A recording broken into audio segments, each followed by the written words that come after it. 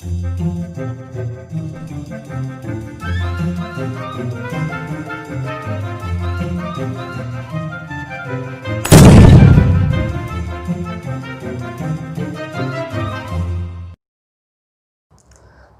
students, this is Manish Parikh in front of you.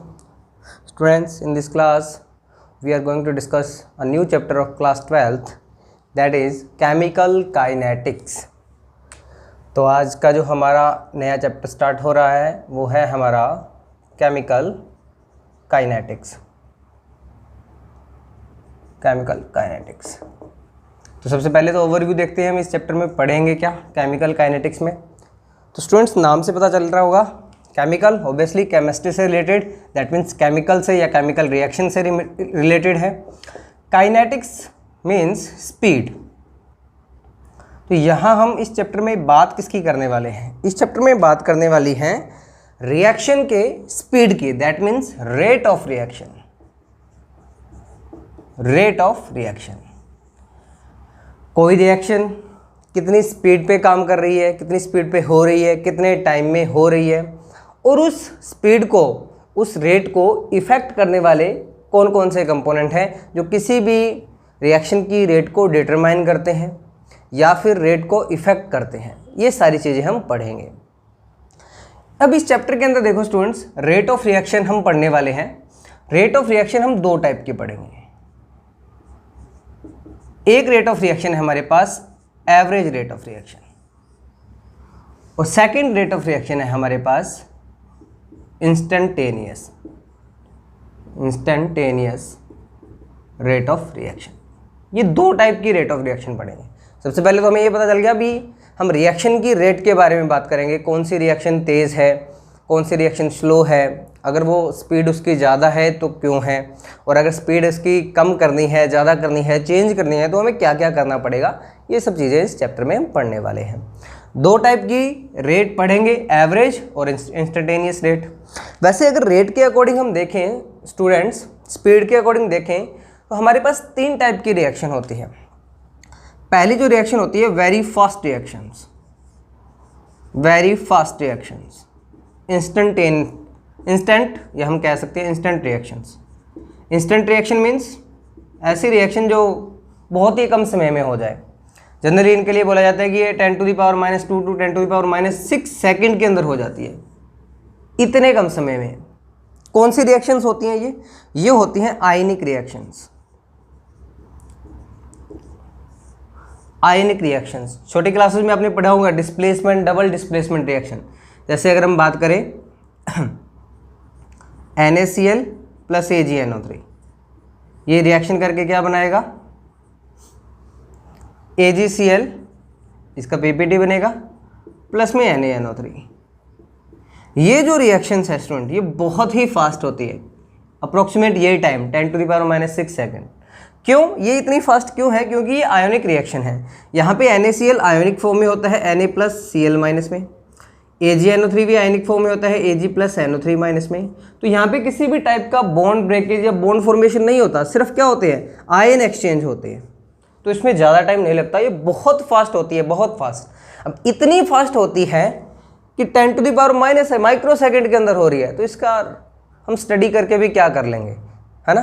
तो ऐसी reactions की हमें स्टडी नहीं करनी है। एक और टाइप की रिएक्शन होती है very slow reaction. Very slow, बहुत स्लो रिएक्शंस। जैसे हम बात करें रस्टिंग ऑफ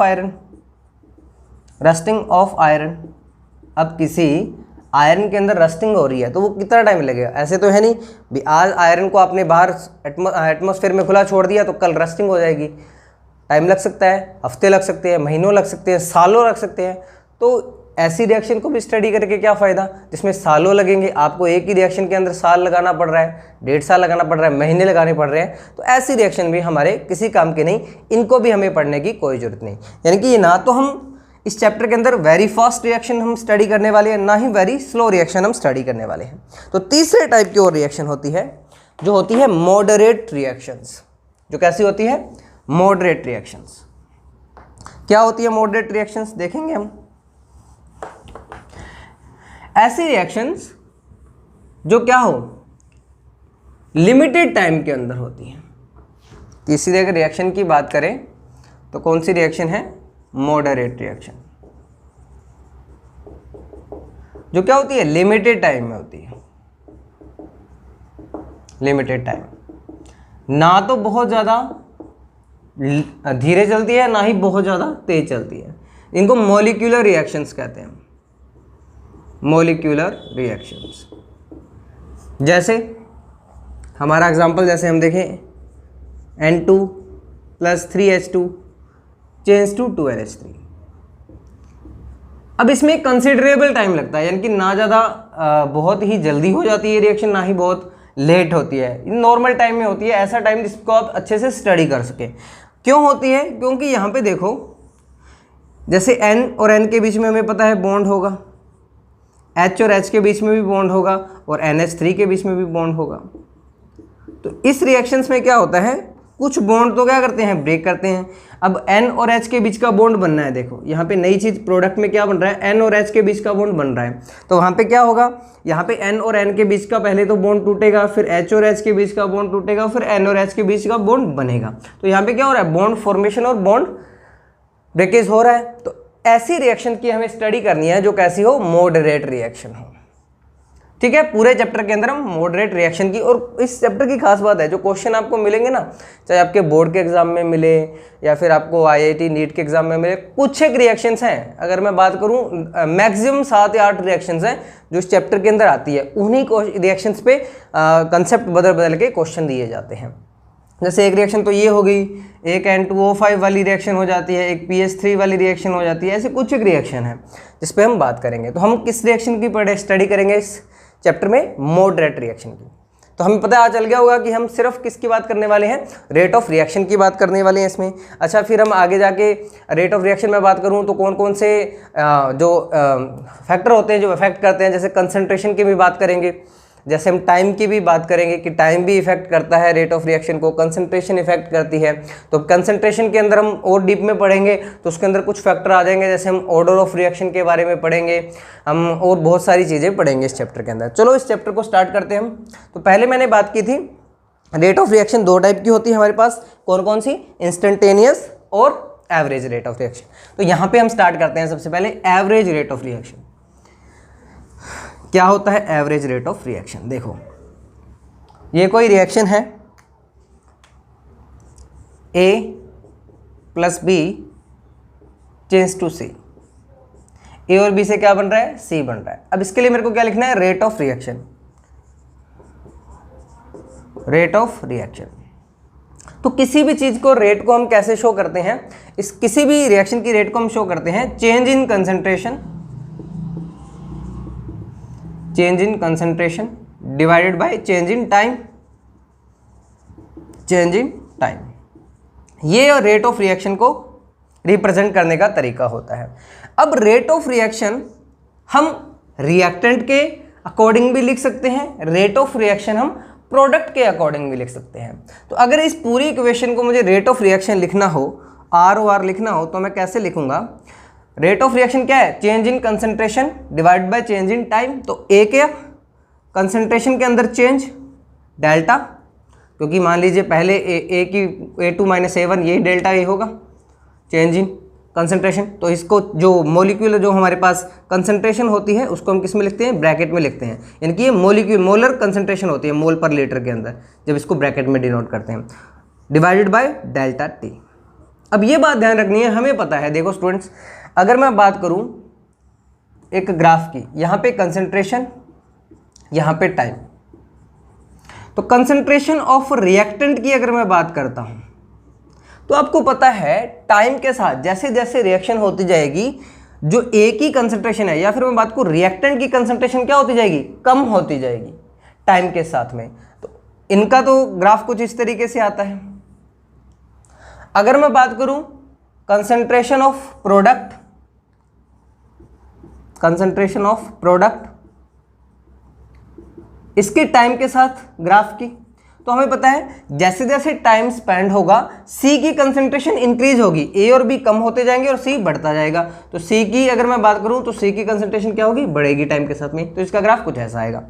अब क्योंकि रिएक्टेंट की कंसंट्रेशन क्या होती है, टाइम टू टाइम क्या होती जाती है, डिक्रीज होती जाती है, इसलिए हम इसके आगे क्या लगाते हैं, माइनस का साइन लगाते हैं, क्योंकि rate of reaction always positive आना चाहिए, क्योंकि डेल्टा ए तो क्या होगा, माइनस में आएगा ना, क्योंकि टाइम के साथ में जैसे जैसे टाइम स्पेंड होता जा रहा है रिएक्टेंट की जो कंसंट्रेशन है वो क्या होती जाएगी, कम होती जाएगी।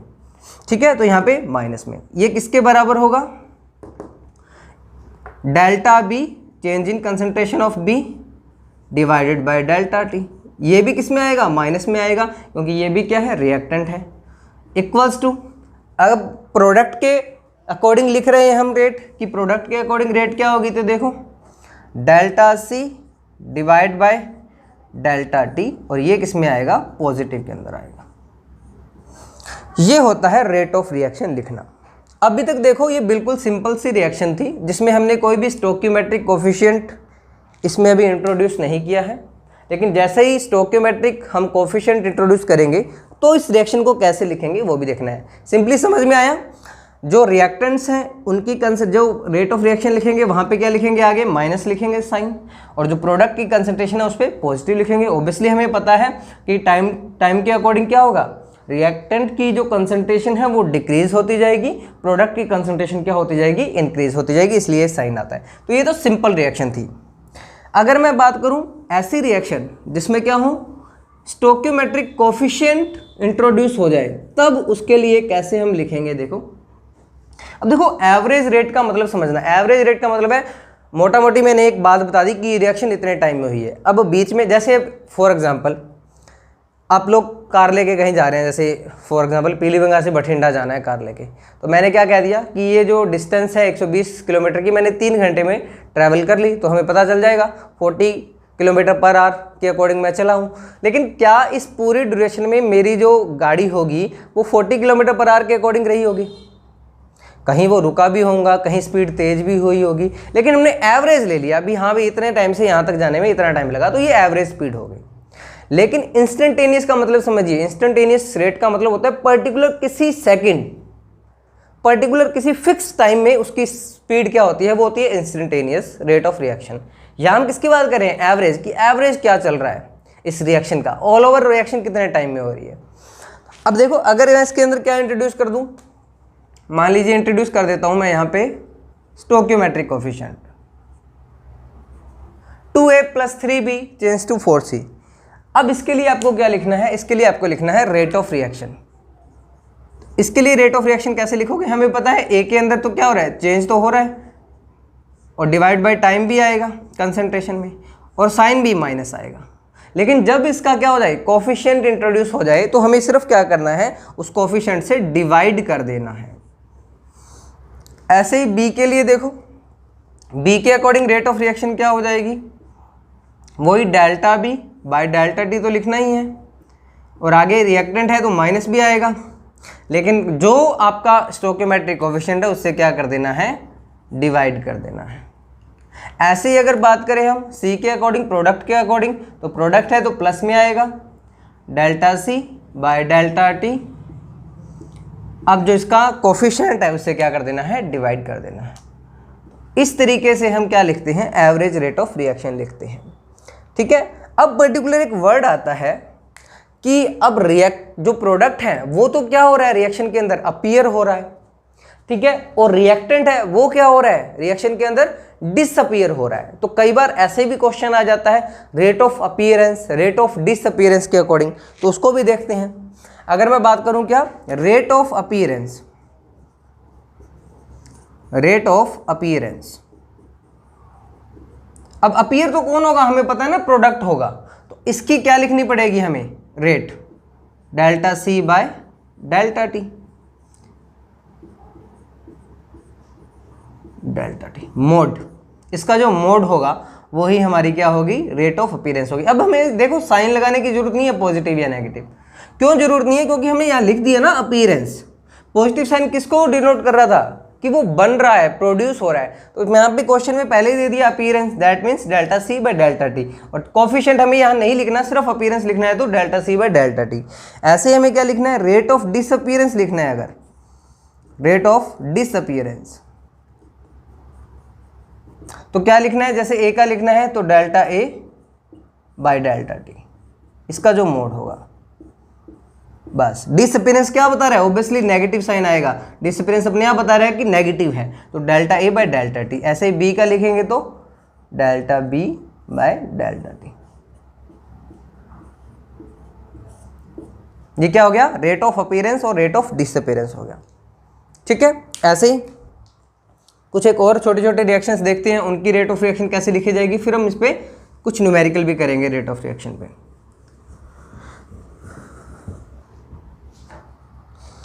चलो इसको एक एग्जांपल से समझते हैं ना। हम लिखते हैं N2, जो हमने पहले शुरुआत में लिखा था, 3H2 चेंज टू 2NH3।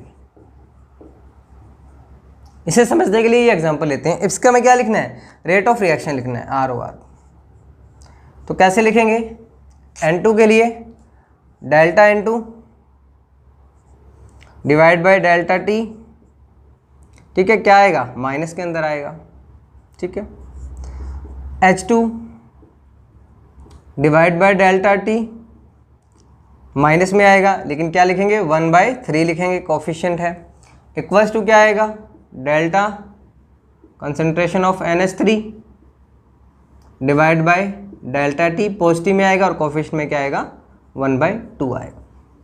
इस तरीके से इसका क्या लिखेंगे, रेट ऑफ रिएक्शन लिखेंगे किसी भी रिएक्शन का। अब क्वेश्चन कैसे आता है, क्वेश्चन ऐसे आता है कि आपको दे दिया कि H2 की जो कंसंट्रेशन है वो इस रिएक्शन में इतने टाइम में इतना डिसअपीयर हो रही है, तो बताइए N2 की डिसअपीयरेंस की रिएक्शन क्या होगी, रेट क्या होगी, या फिर NH3 की जो अपीयरेंस की रेट है वो क्या होगी।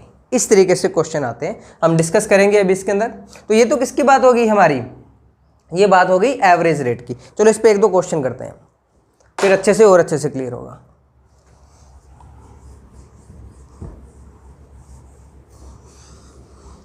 अभी एवरेज रेट ऑफ रिएक्शन पे एक न्यूमेरिकल डिस्कस करते हैं। न्यूमेरिकल क्या है, for the reaction N2 + 3H2 change to 2NH3 the rate of reaction measured as delta NH3 by delta T was found 2.4 × 10⁻⁻4 mole litre inverse second inverse. Calculate the rate of reaction expressed in terms of N2 and H2। हमें क्या दे रखा है, हमें ये reaction दे रखी है N2 + 3H2 change to 2NH3। तो हमें इसका रेट ऑफ रिएक्शन पहले तो लिख लेते हैं। क्या रेट ऑफ रिएक्शन होगा हमारे पास, N2 के कंपैरिजन में क्या होगा, delta concentration of N2 divide by dt। ये किस में आएगा, माइनस में। इक्वल्स टू क्या होगा, -1/3 डेल्टा H2 बाय dt। ये भी किस में होगा, माइनस में। और फिर हमारे पास आएगा 1/2 डेल्टा NH3 बाय dt। ये किस में आएगा, पॉजिटिव में आएगा।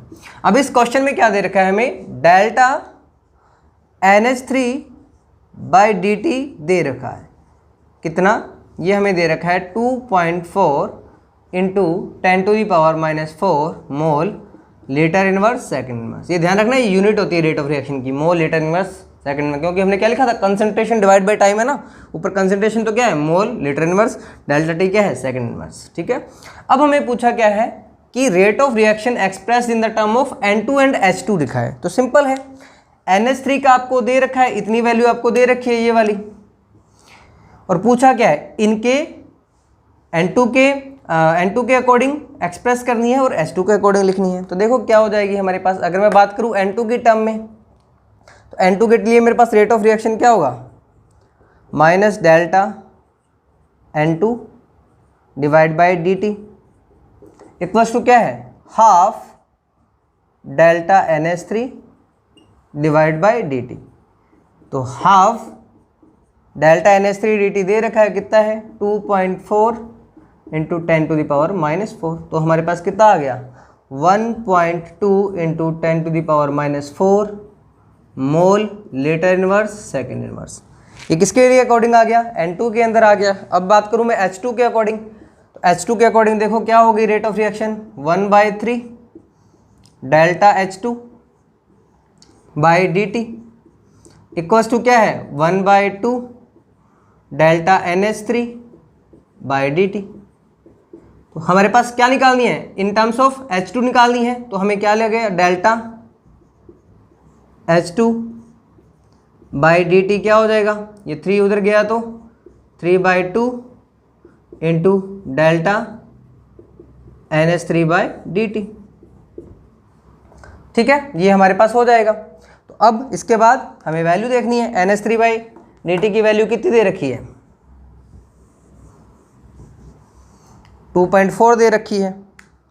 तो करो 3/2 इंटू 2.4 10⁻⁻⁴। तो क्या आ गया हमारे पास? आ गया ये 3.6 इंटू 10⁻⁻⁴ मोल लीटर इनवर्स सेकेंड इनवर्स। तो ये क्या आ गई हमारी? क्या आ गया हमारे पास? Rate of reaction expressed in the term of H2 and N2। इस तरीके से हम करेंगे। एक और न्यूमेरिकल करते हैं ताकि और अच्छे से क्लियर हो ये कंसेप्ट। नेक्स्ट क्वेश्चन देखते हैं हमारा। A reaction 3x change to 2y plus z proceeds in a closed vessel. The rate of disappearance of x, that is delta x by delta t, is found to be 0.072 mole liter inverse second inverse. Calculate delta y by dt and delta z by dt. तो सबसे पहले तो इस reaction के लिए हम ROR लिख लेते हैं। तो रिएक्शन के लिए ROR क्या होगा हमारे पास? 1/3 delta x by delta t minus में, फिर क्या होगा? ये प्रोडक्ट है तो प्लस में 1/2 डेल्टा y बाई dt और प्लस में 1/1 डेल्टा z बाई dt।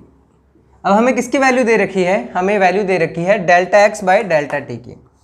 तो हमारे पास क्या है? ROR क्या निकालना है? डेल्टा y और डेल्टा z निकालना है। तो लिखते हैं 1/3 डेल्टा x बाई dt कितना है? 0.072। ये किसके बराबर होगा? Half delta y by delta t के बराबर होगा। कैलकुलेट क्या करना है? Delta y by delta t। तो ये 2 इधर चला जाएगा तो हमारे पास क्या आएगा? 2/3 0.072 delta y by delta t।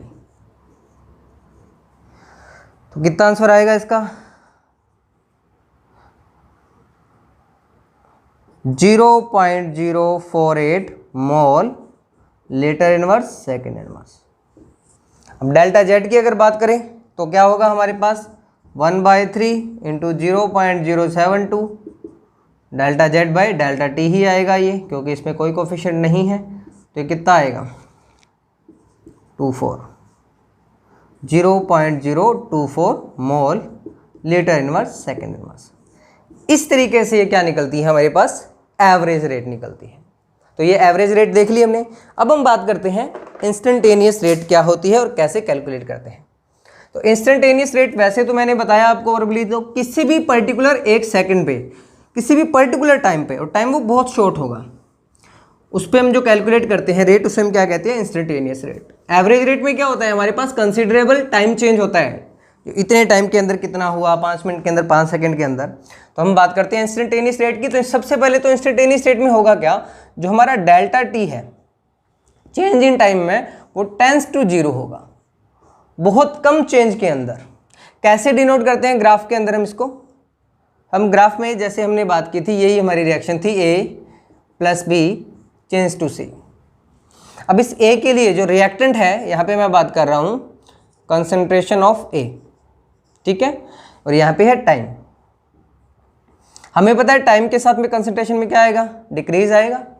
अब अगर मैं बात कर रहा हूँ इंस्टेंटेनियस रेट की, तो इंस्टेंटेनियस रेट पर्टिकुलर किसी टाइम पे, मान लीजिए इस टाइम पे, यहाँ पे इस पॉइंट पे मेरे को क्या कैलकुलेट करनी है? रेट ऑफ रिएक्शन कैलकुलेट करनी है पर्टिकुलर फिक्स टाइम पे। तो हम क्या करेंगे? यहाँ पे एक टेंजेंट करेंगे और यहाँ से ये जो थीटा है वो वैल्यू निकालते हैं हम, स्लोप निकालते हैं। जो इसकी स्लोप हमारे पास क्या हो जाता है? tan थीटा हो जाता है।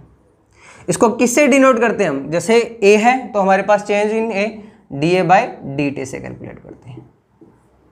तो वहाँ पे हमारे पास जो डेल्टा था वो किस में कन्वर्ट हो गया? dA बाई dt के अंदर। डिफरेंशिएशन में आप पता है छोटा सी रेंज लेते हैं हम, छोटे से किसी रेंज के अकॉर्डिंग चेंज निकालते हैं, तो इसको किससे डिनोट करते हैं? dA बाई dt के।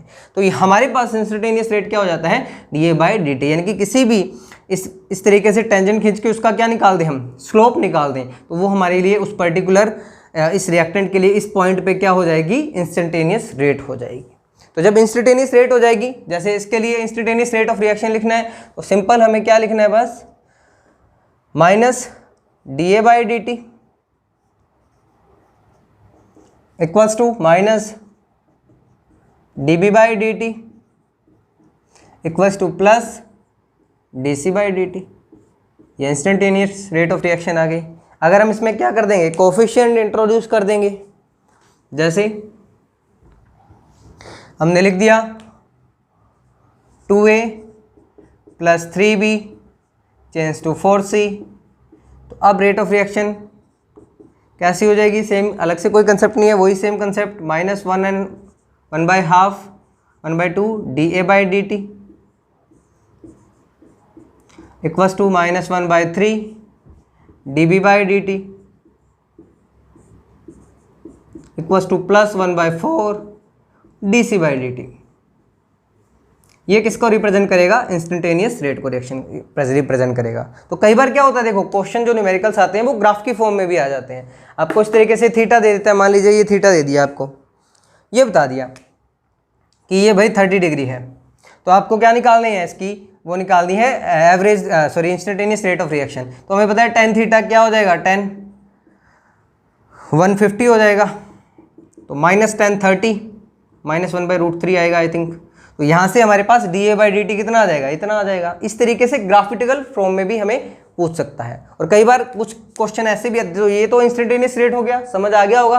पर्टिकुलर किसी शॉर्ट टाइम के लिए हम जो रेट निकालते हैं, जैसे मैंने आपको बताया कि हम यहाँ से बठिंडा तक जा रहे हैं, तो पूरा एवरेज टाइम जो हो गया वो हमारा एवरेज रेट ऑफ रिएक्शन होगा पर्टिकुलर किसी सेकंड। मान लीजिए मैं उसी सेकंड देखता हूँ कि उस सेकंड में स्पीडोमीटर में क्या स्पीड चल रही है, मान लीजिए 60 किलोमीटर पर आवर की स्पीड चल रही है, तो वो पर्टिकुलर इंस्टेंटेनियस टाइम में जो मेरी स्पीड थी वो क्या थी, इंस्टेंटेनियस रेट ऑफ रिएक्शन थी।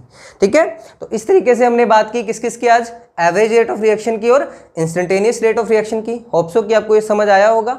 अगर आपको ये समझ आया और वीडियो पसंद आई तो प्लीज़ लाइक कीजिए, शेयर कीजिए, सब्सक्राइब कीजिए। Thank you so much.